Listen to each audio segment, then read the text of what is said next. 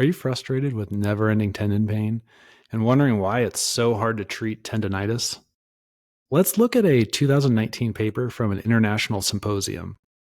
This paper acknowledges that persistent tendon pain that impairs function has inconsistent medical terms that can influence choice of treatment. Essentially, words have meaning, and the words we use affect the choices that we make. They go on to say that historically, the term tendinitis was first used to describe tendon pain, thickening, and impaired function. The final consensus is that clinicians and patients should use the term tendinopathy to refer to persistent tendon pain related to mechanical loading. So why would it matter if we stopped using the term tendinitis and then started using the term tendinopathy? The suffix itis means inflammation of. So labeling a tendon issue as tendinitis indicates that swelling is the main source of pain.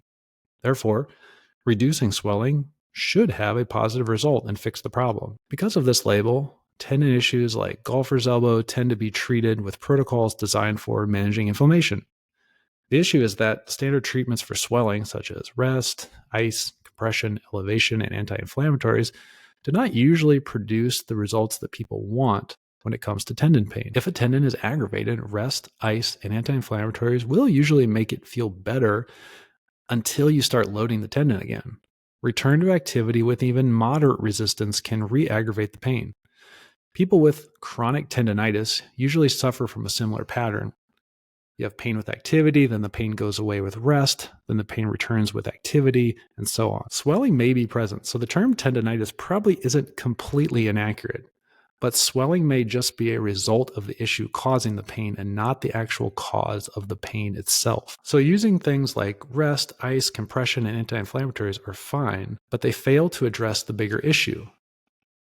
Now, if we can accept this as a possibility, and we remove the term tendinitis and then relabel the issue as a tendinopathy, then we may be open to exploring other treatment options. Oddly enough, even though tendon pain is aggravated by resistance, tendons tend to respond well to progressive loading programs that are dosed appropriately. So the prescription of rest may actually be working against the results that we want.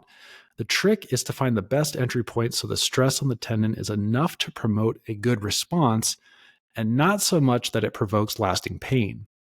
Think about this analogy. Imagine having sensitive skin from a really bad sunburn.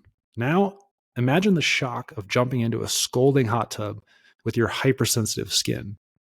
It would be pretty uncomfortable. Now, think about how different it would feel if you had a sunburn, but you gently slipped into a lukewarm bath and then slowly increased the heat at a tolerable pace.